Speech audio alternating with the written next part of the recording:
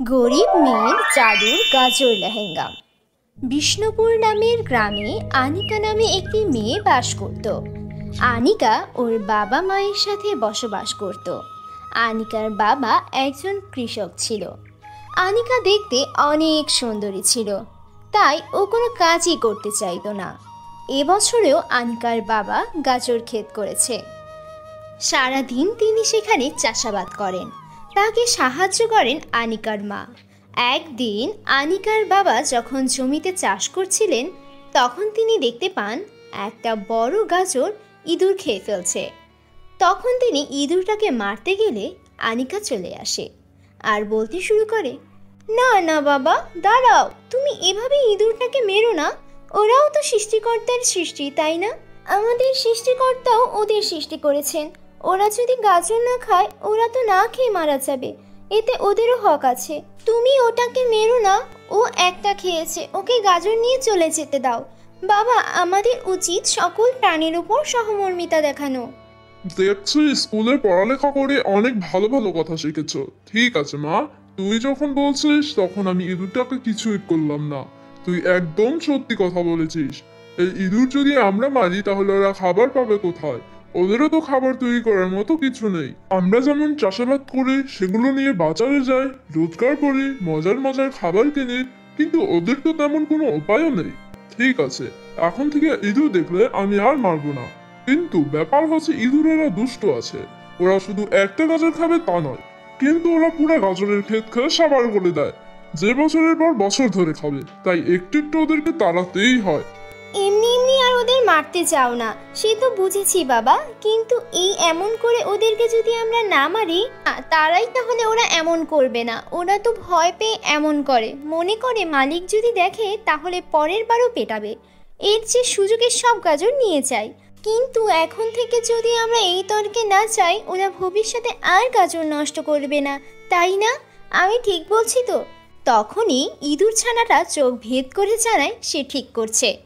এটা দেখে আনিকা অবাক হয়ে যায়, সাথে আনিকার বাবাও। এর মধ্যে ইঁদুর ছানাটা এক বিশাল সুন্দরীর রূপ ধারণ করে আর আনিকা আর ওর বাবার দিকে তাকিয়ে হাসতে থাকে। এমন অদ্ভুত দৃশ্য দেখে আনিকার বাবা ও আনিকা অবাক হয়ে যায়। আমি আসলে এই ইঁদুর সেজে বিভিন্ন সময়ে বিভিন্ন বাগানে গাজর খেতে চাই। দেখি যে এখনকার মানুষজনকে পশু পাখির ওপর সদয় থাকে না নির্দয় থাকে। তোমার বাবা তো আর একটু হলেই আমার মাথা ফাটিয়ে দিয়েছিলেন। যদিও এতে আমার কিছুই হতো না, তার আগে আমি অদৃশ্য হয়েছিলাম। কিন্তু তারপরে তখন তুমি এখানে চলে এলে, আর কি সুন্দর তোমার বাবাকে বোঝালে। আর তোমার বাবাও কি সুন্দর তোমার কথা শুনলো, তোমার সব কথা মেনেও নিল। তোমাদের বাবা আর মেয়ের এমন সুন্দর কথোপকথন দেখে আমি তো ভীষণ খুশি হয়েছি। আমরা সত্যিই অনেক ভালো মানুষ। একটি সামান্য ইঁদুরের জন্য তোমাদের মনে এত মায়া। তোমরা তো মানুষদের সঙ্গে তাহলে নিশ্চয়ই ভালো আচরণ করো। কিন্তু তোমরা অনেক গরিব, তাই না? আমি জানি কৃষকরা অনেক কষ্ট করে চাষাবাদ করে, মাত্র সামান্য টাকা আয় করে।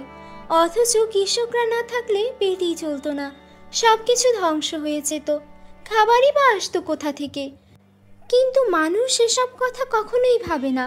তাই তো আমি ঠিক করেছি, এখন আমি চাইছি তোমাদেরকে উপকার করতে। আমি চাইছি আমরা যেন নিজেদের মতো আরও যারা সৎ পরিশ্রমী আছে তাদেরকেও সাহায্য করতে। এর জন্য আনিকা, আমার তোমাকে প্রয়োজন। তুমি কি রাজি সবাইকে সাহায্য করার জন্য?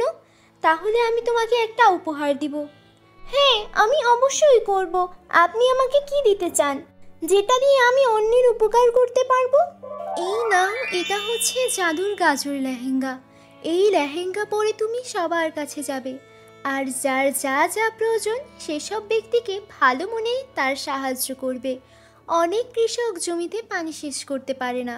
তুমি তোমার এই জাদুঘর দিয়ে তাদের জমিতে পানি সেচ করার ব্যবস্থা করতে পারবে। অনেক কৃষক আছেন ঠিক মতো দুবেলা খেতেও পারে না, তাদেরকে তুমি খাবারের যোগান দিতে পারবে। তুমি যদি কাজটা ভালো মতো পারো, তাহলে ভবিষ্যতে আমি তোমাকে আরও অনেক বড় দায়িত্ব দেব। পাশাপাশি তুমি তোমার পড়াশোনা চালিয়ে যাবে, যেন তুমি শিক্ষিত হয়ে অন্যদের পাশে থাকতে পারো। এটা তো আমি অনেক খুশি খুশি করব, এতে আমার খুব ইচ্ছা আছে। আমি সবাইকে সাহায্য করি। আমার বাবাকে কষ্ট করতে দেখতে আমার অনেক কষ্ট হতো।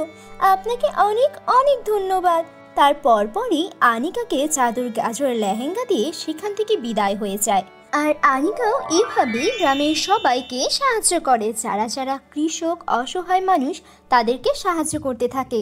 কাউকে টাকা দিয়ে, কারো জমিতে সেচ দিয়ে, কারো আবার জমিতে সার দিয়ে, কিংবা কারো ফসল ঘরে তুলে দিয়ে এভাবে নানা রকম সাহায্য করতে থাকে আনিকা। কিন্তু এটা দেখে গ্রামের জমিদারের ভীষণ হিংসে হয়, কারণ আগে সে কম দামে সব ফসল কিনে নিতে পারত আর সব কৃষকদের অত্যাচার করতে পারত। কৃষকদের করা টাকায় সুদে তাদেরকে ঋণ দিত। কিন্তু এখন আনিকা সেই জাদুর গাছের লেহেঙ্গা পাওয়ার পরে সবাইকে সাহায্য করায় কেউ আর জমিদারের কাছে যায় না। বিপদে আপদে সবাই আনিকাকে জানায়, আর আনিকা সাধ্যমতো জাদুর গাছর বাহিনীর সাহায্যে সাহায্য করে। এখন আনিকার এই অবস্থা দেখে জমিদার চিন্তা করে, যে করেই হোক ওই গাছর লেহেঙ্গা সে চুরি করবে। যে ভাবা সেই কাজ।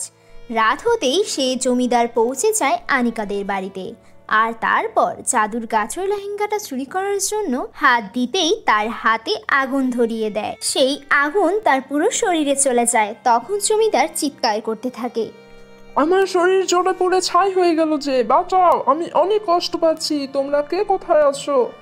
আমি অনেক বড় অন্যায় করেছি, আগুন নেভাও, আমি তো মরে যাচ্ছি। এখন কেন বলছো জমিদার মশাই? চুরি করার আগে মনে ছিল না? আপনার লজ্জা নেই? আপনি আমার বাড়িতে লেহেঙ্গা চুরি করতে এসেছেন। এই তো আপনার হাতে আগুন ধরে গেছে। দুষ্ট লোকের শাস্তি এভাবেই হওয়া উচিত। আপনি একটি খারাপ লোক, আর আপনার সঙ্গে তাই খারাপটাই ঘটেছে। এবার আপনি কষ্ট পাবেন, ঠিক আছে, আমি আপনাকে ক্ষমা করে দিচ্ছি। আর কখনো যদি দেখি অন্যদের সঙ্গে খারাপ আচরণ করতে বা খারাপ মন্তব্য করতে, আমার এই জাদুর গাছের লেহেঙ্গা পাঠিয়ে দেব আপনার বাড়িতে। জমিদারকে আনিকা শেষবারের মতো সুযোগ দিয়েছে। জমিদার তাড়াতাড়ি সেখান থেকে পালায়, আর কারোর সঙ্গে খারাপ আচরণ করেনি সেদিন থেকে। তোরা আমাদের চ্যানেলে নতুন হয়ে থাকলে চ্যানেলটিকে সাবস্ক্রাইব করে দিও।